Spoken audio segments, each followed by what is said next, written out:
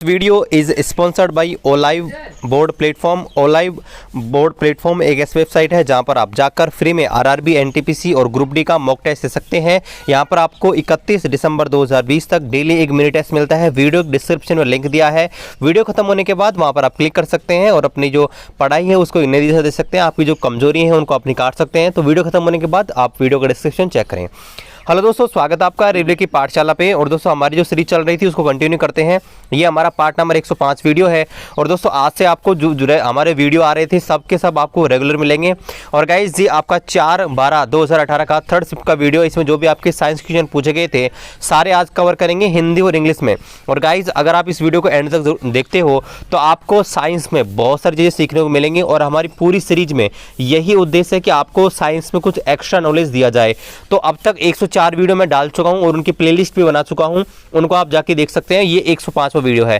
चलिए दोस्तों वीडियो को शुरू करते हैं। और छोटा सा रिक्वेस्ट है, चैनल पर नए हैं चैनल को सब्सक्राइब कर दीजिएगा और अपने दोस्तों के साथ वीडियो को शेयर कर दीजिएगा, क्योंकि बहुत मेहनत लगती है और अपनी एग्जाम नजदीकी है तो अपनी पढ़ाई के लिए आप प्रिपेयर हो जाइए और बिल्कुल भी टाइम वेस्ट मत कीजिए। देखते हैं पहला प्रश्न ये है कि डोबेराइनर ने 3 समूह को लेकर आपके पहचान करके उन्हें ग्रुप बनाया था। 3 तत्वों का उन्हें क्या नाम दिया गया था।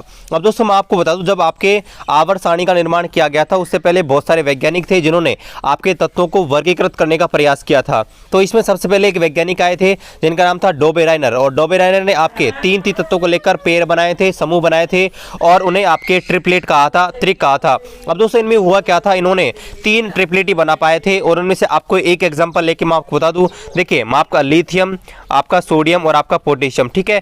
आप देखिए इन्होंने क्या किया था, परमाणु भार के आधार पर यह आपका नियम दिया गया था। इन्होंने कहा था अगर हम तत्वों को परमाणु भार के आधार पर रखें तो पहले तत्व का परमाणु भार और तीसरे तत्व का परमाणु भार का औसत बीच वाले परमाणु भार के औसत के बराबर होता है। यानी कि लिथियम का परमाणु भार होता है 7, सोडियम का होता है 23 और पोटेशियम का आपको होता है 39। तो अगर हम पहले और तीसरे का आपका एवरेज ज्ञात करें 7 + 39/2 तो आपके बीच वाले का लगभग बराबर आता है 23 के, ठीक है। तो इस प्रकार से ये ट्रिपलेट रूल कहलाता है डोबेराइनर का। और ये केवल 3 ही ट्रिपलेट बना पाए थे, आगे इनका नियम है वो यहाँ पर लागू नहीं हुआ था। तो ऑप्शन नंबर फर्स्ट है इसका राइट आंसर आ जाएगा। चलिए देखते हैं अगला प्रश्न है कि एचआईवी का पूरा नाम क्या है। देखिए एचआईवी होती है वायरस से होने वाली बीमारी होती है और इसकी वजह से आपका एड्स जो रोग होता है वो होता है। एड्स आपके जो रोग होता है उसमें जो मानव का शरीर होता है वो आपके बहुत ही दुबला पतला हो जाता है और अंत में आपके डेथ भी हो जाती है व्यक्ति की। इसमें हमारा जो इम्यूनिटी सिस्टम होता है बहुत ही कमजोर हो जाता है और ये आपके एड्स होता है वो एचआईवी की वजह से होता है। तो एचआईवी का पूरा नाम पूछा है, एचआईवी का पूरा नाम होता है ह्यूमन इम्यूनो डिफेंसी वायरस, ठीक है। इसका नाम क्या होता है, ह्यूमन इम्यूनो डिफेंसी वायरस एचआईवी का पूरा नाम होता है। चलिए देखते हैं अगला प्रश्न ये है कि डाल्टन के परमाणु सिद्धांत में से कौन सी अवधारणा द्रव्यमान संरक्षण के लिए सत्य है। अब देखिए पहले तो मैं आपको बताऊं द्रव्यमान संरक्षण होता क्या है। देखिए द्रव्यमान संरक्षण का मतलब होता है कि कोई भी रासायनिक अभिक्रिया होती है ना उसमें क्या होता है कि द्रव्यमान की हानि नहीं होती है। अर्थात आपके द्रव्यमान को ना तो आप बना सकते हो ना ही नष्ट कर सकते हो, यह आपके द्रव्यमान संरक्षण का रूल कहलाता है। तो डाल्टन ने कहा था कि परमाणु को आपको न तो आप उसमें बढ़ा सकते हो ना घटा सकते हो, ठीक है। तो ऑप्शन नंबर आपका 4 है ना, इसका राइट आंसर आ जाएगा कि परमाणु को किसी भी रासायनिक अभिक्रिया से ना तो आप उत्पन्न कर सकते हो न ही नष्ट कर सकते हो, ठीक है। यह आपका परमाणु वो आपका द्रव्यमान संरक्षण का रूल कहलाता है। चलिए अगला प्रश्न ये है कि ऊर्ध्वाधर रूप से फेंकी गई एक बॉल आपके समय के साथ कैसी होती है। मान लीजिए ऊर्ध्वाधर रूप से आपने गेंद ऊपर की ओर फेंकी है एक बॉल एक स्पीड के साथ, तो समय के साथ उसका वेग है वो कैसा होगा। तो देखिए हमने ऊपर की ओर फेंकी, उसका जो वेग है ना पॉजिटिव ही रहेगा, आपका वेग अभी नेगेटिव नहीं होता है। लास्ट में जब उसका वेग है वो 0 हो जाएगा लेकिन नेगेटिव कभी भी नहीं होगा। तो इसका राइट आंसर आ जाएगा वस्तु को अगर ऊपर की ओर फेंकते हैं तो उसका जो आपका वेग है ऊपर की ओर जाने पर क्या होगा, धनात्मक होगा। यह आपको ध्यान रखना है, ठीक है। चलिए अगला प्रश्न देखते हैं, बड़ा सिंपल सा क्वेश्चन है। यदि एक वस्तु का द्रव्यमान 10 किलो है तो इसका भार ज्ञात कीजिए। देखिए भार होता है वेट यानी कि W = mg। अब देखिए m का मान क्या होता है, m यानी कि द्रव्यमान यानी कि मास जो आपको दे रखा है 10 किलो, g होता है गुरुत्वीय त्वरण जिसका आपको दे रखा है 9.8। तो 9 × 10 करेंगे तो 98 न्यूटन है, इसका राइट आंसर आ जाएगा 98 न्यूटन, इसका राइट आंसर आ जाएगा। चलिए देखते हैं अगला प्रश्न ये है कि एक उत्तल लेंस की फोकस दूरी कैसी होती है। दोस्तों मैं आपको एक चीज़ पहले ही क्लियर कर दूं, बहुत पहले आपको बता चुका हूं कि उत्तल लेंस हो चाहे उत्तल दर्पण हो दोनों की फोकस दूरी हमेशा होती है पॉजिटिव, मैं आपको पहले ही बता चुका हूं। और आपका अवतल दर्पण हो या अवतल लेंस हो, यानी कि देखिए उनकी होती है नेगेटिव। यानी कि इंग्लिश में आपको बताऊं तो कॉन्वेक्स लेंस हो या कॉन्वेक्स मिरर, उनकी जो फोकल लेंथ होती है ऑलवेज होती है पॉजिटिव, और आपका कॉनकेव मिरर हो या कॉनकेव लेंस हो, दोनों की फोकल लेंथ होती है नेगेटिव। ये आपको ध्यान रखना है।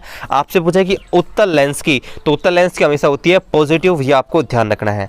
चलिए अगला प्रश्न ये है कि घर्षण बल के द्वारा किया गया कार्य कैसा होता है। देखिए घर्षण बल क्या होता है? घर्षण बल होता है आपकी किसी वस्तु होती है ना, उसकी गति का विरोध करने वाला बल होता है। मतलब अगर आपने कोई सड़क पर अपनी बॉल है उसको फेंकी है, तो ये बॉल आगे जाकर अपने आप ही रुक जाती है, इस पर लगने वाला बल होता है फ्रिक्शन बल। तो फ्रिक्शन बल क्या होता है? एक नेगेटिव बल होता है जो किसी वस्तु के वेग को रोकता है, मतलब उसकी गति को विरोध करता है, तो ये एक प्रकार से नेगेटिव बल होता है। ठीक है, तो ये आपका नेगेटिव बल होता है। तो ऑप्शन नंबर सेकंड है ना, ये आपका राइट आंसर आ जाएगा कि आपका जो घर्षण बल होता है फ्रिक्शन बल, वो हमेशा एक नेगेटिव बल होता है। चलिए अगला प्रश्न ये है कि निम्नलिखित में से कौन सा एक वस्तु पर संतुलित बल का प्रभाव होता है। देखिए दोस्तों पहले तो मैं आपको क्लियर कर दूं संतुलित बल क्या होता है। ठीक है, संतुलित बल का मतलब बैलेंस्ड फोर्स होता है क्या है। देखिए बैलेंस फोर्स का मतलब होता है कि यदि किसी वस्तु है उसके विपरीत दिशा में, मान लीजिए ये आपका कोई वस्तु है ना, इधर से हमने बल लगाया, इधर से हमने बल लगाया, अगर मान लीजिए इधर से जो बल लगाया उसका मान है F1, इधर से बल लगाया उसका मान है F2, अगर दोनों F1 और F2 दोनों का मान अगर बराबर है ना, तो दोस्तों इस प्रकार के बल को बोलते हैं संतुलित बल। यानी कि F1 भी जितना है ना F2 का मान ही उतना है, तो F1 बराबर F2 होती है। इस प्रकार के बल को हम बोलते हैं संतुलित बल। अब देखिए दोस्तों मैं आपको एग्जाम्पल के माध्यम से इसको बताने की कोशिश करता हूँ। मान लीजिए एक स्प्रिंग है, ठीक है, ये आपकी स्प्रिंग है। अब इस स्प्रिंग को आप इधर से कंप्रेस कर रहे हो, यानी कि इधर से धक्का मार रहे हो, इधर से धक्के मार रहे हो। यहाँ एक बैलून आता है, बैलून आप जानते हो गुब्बारा, आपका जो बैलून होता है गुब्बारा होता है, अगर आप एक हाथ इधर लगाकर इधर से कंप्रेस करते हो, एक हाथ इधर लगाकर इधर से कंप्रेस करते हो, तो आपने देखा होगा इसकी जो आकृति होती है ना केवल उसमें चेंज होता है।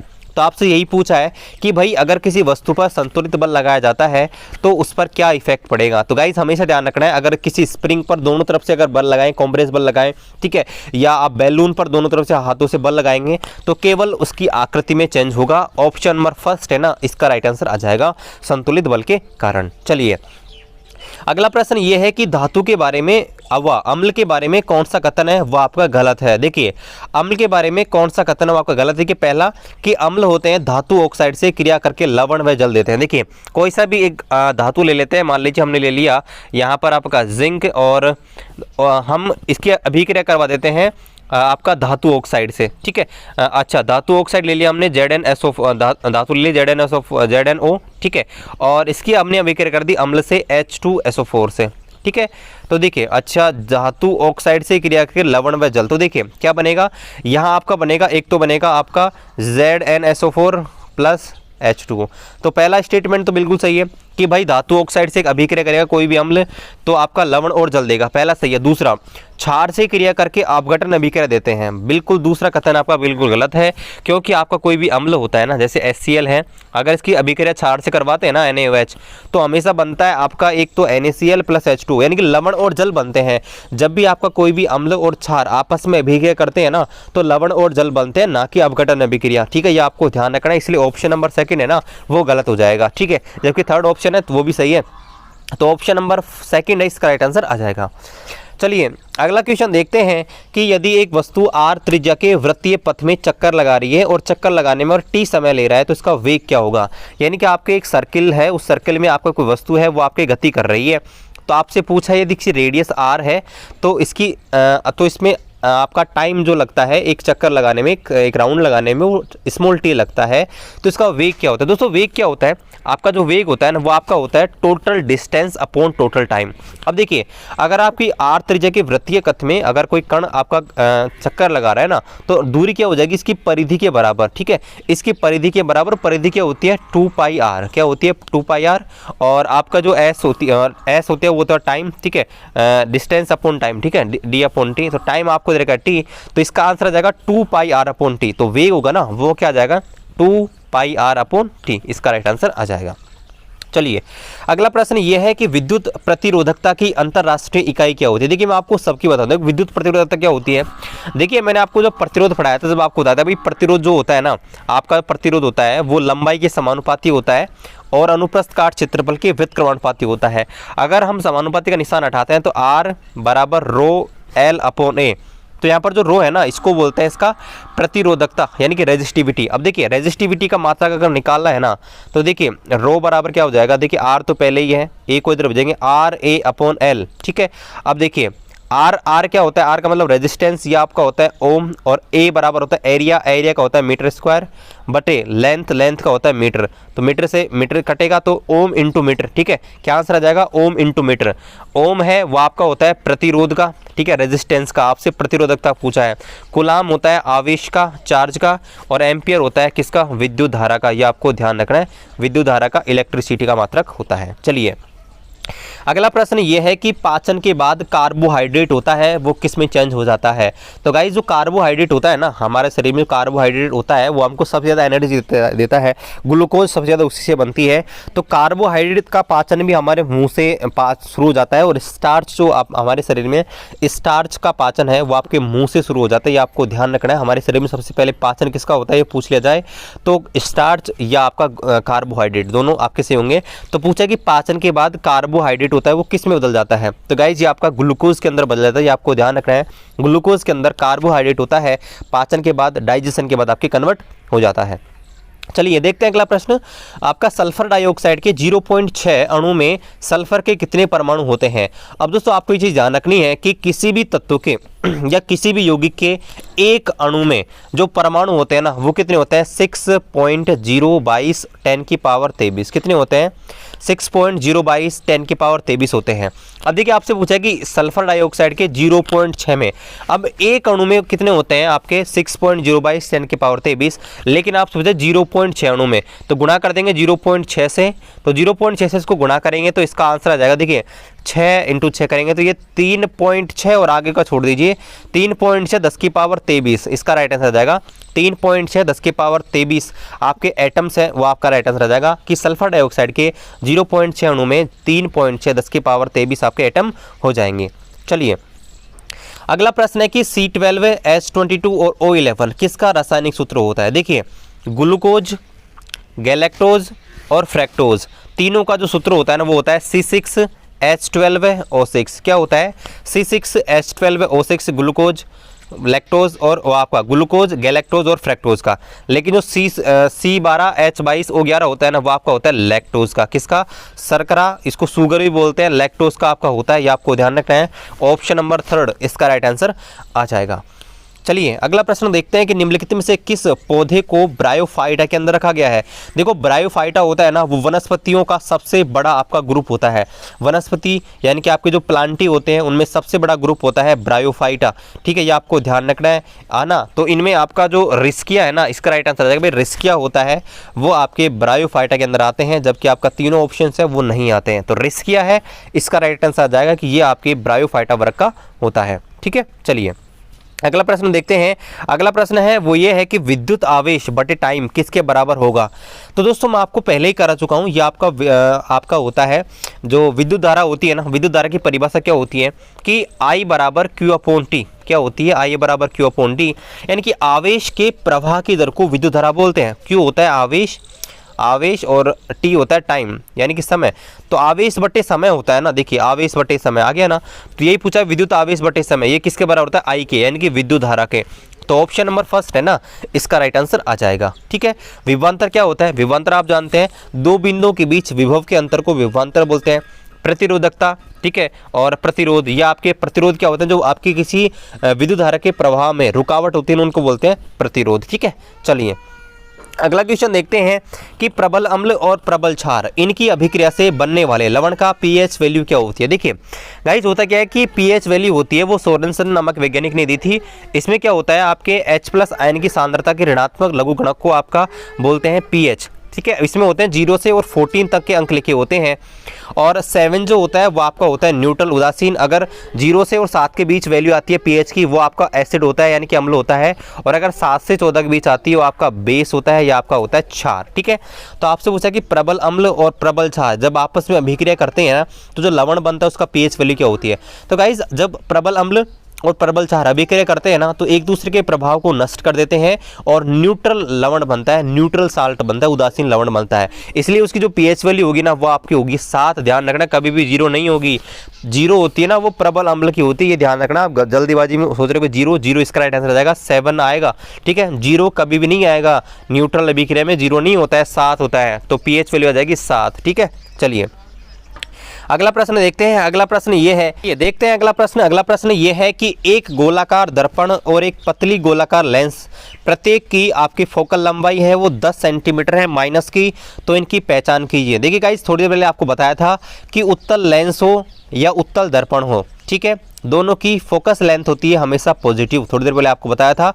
और अगर आपका दर्पण अवतल है या लेंस अवतल है, उनकी फोकस लेंथ हमेशा होती है नेगेटिव। तो आपको यही दे रखी है, आपके -10 सेंटीमीटर फोकल लेंथ दे रखी है, इसलिए दोनों क्या हो जाएंगे, आपके अवतल हो जाएंगे, कॉनकेव हो जाएंगे। ध्यान रखना है, लेंस भी कॉनकेव होगा और आपका दर्पण भी कॉनकेव होगा। ठीक है, ऑप्शन नंबर आपका सेकंड।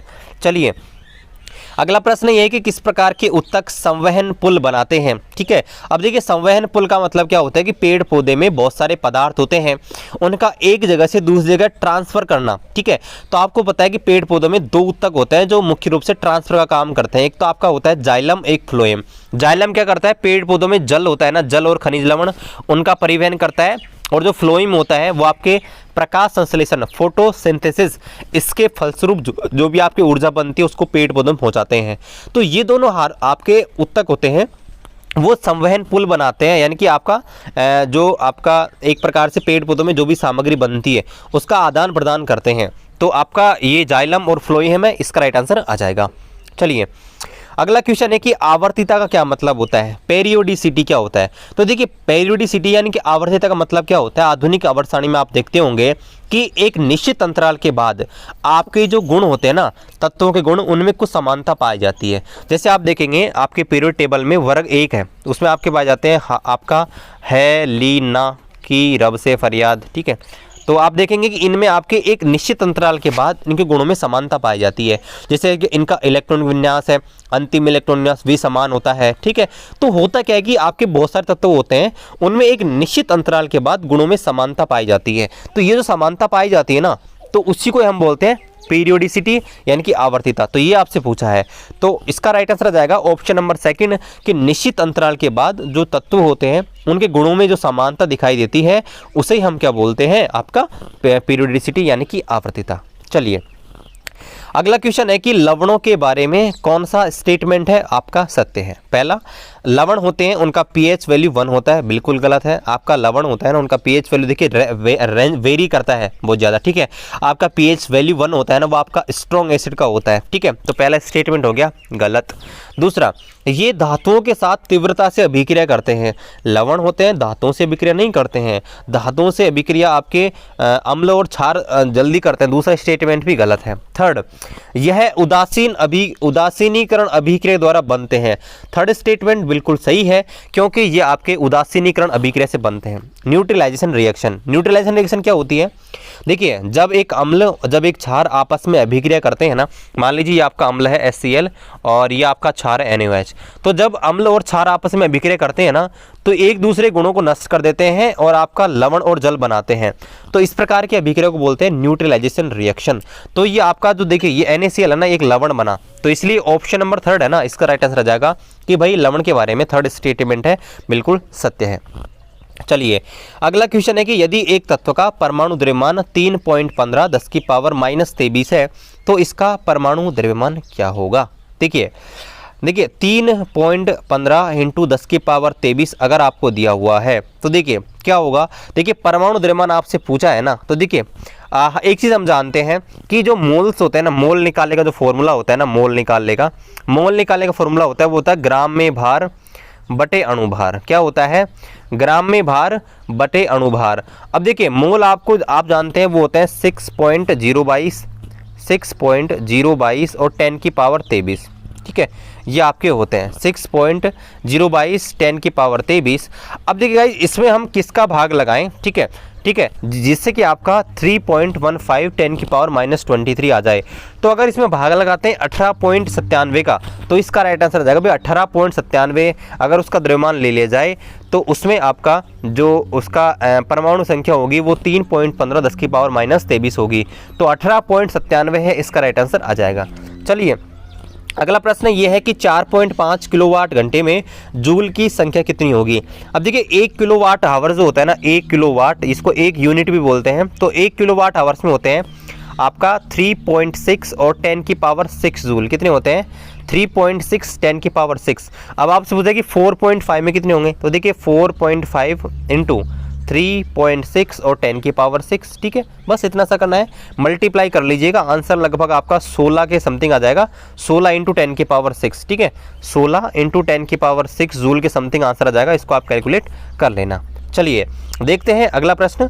अगला प्रश्न ये है कि एक आदमी 5 न्यूटन का बल लगाकर एक वस्तु को धकेलता है और एक वस्तु को धकेलता है, और यदि वो पुस्तक को धकेलता है, ओके ये पुस्तक कर लेना, पुस्तक को धकेलता है, और यदि पुस्तक बल की दिशा में 30 सेंटीमीटर विस्थापित हो जाती है तो किया गया कार्य ज्ञात कीजिए। देखिए कार्य जो होता है ना W, वो आपके W बराबर होता है FS कोस थीटा। अब देखिए कोस थीटा क्या होता है, आपका बल और विस्थापन के बीच कोण। अगर बल और विस्थापन के बीच आपका कोण है 0 है ना, तो एक ही दिशा में बल लगता है। तो यहाँ पर ये बोला है कि विस्थापन की इसी की दिशा में हो रहा है, इसलिए आपका कोण है ना वो 0 हो जाएगा। तो कोस 0 बराबर होता है 1, तो W बराबर हो जाएगा FS। अब देखिए F का मान दे रखा है 5 न्यूटन, S आपको दे रखी है 30 सेंटीमीटर। इसको ध्यान रखना है, मीटर में बदलना है, तो 3/100 कर देंगे। तो इसको मल्टीप्लाई करेंगे 150/100, तो आ जाएगा 1.5 जूल। ठीक है, क्या आ जाएगा 1.5 जूल, इसका राइट आंसर आ जाएगा। तो गाइज ये था हमारा आज का वीडियो, आशा करते हैं वीडियो बहुत पसंद आया होगा। चैनल पर नए हैं चैनल को सब्सक्राइब कर दीजिएगा। टेलीग्राम ग्रुप ज्वाइन नहीं किया, टेलीग्राम ग्रुप ज्वाइन कर लीजिएगा। सर्च कीजिएगा रेलवे की पाठशाला, वहाँ पर आपको बहुत सारे अपडेट है, वहाँ पर आपको जल्दी में डाल देता हूँ। तो चैनल पर नहीं सब्सक्राइब कर दीजिएगा, दोस्तों के साथ शेयर कर दीजिएगा, और फ्री में टेस्ट देने के लिए वीडियो डिस्क्रिप्शन में लिंक दिया, उसको चेक कर लीजिएगा। चलिए मिलते हैं आपसे अगले वीडियो में, तब तक जय हिंद जय भारत।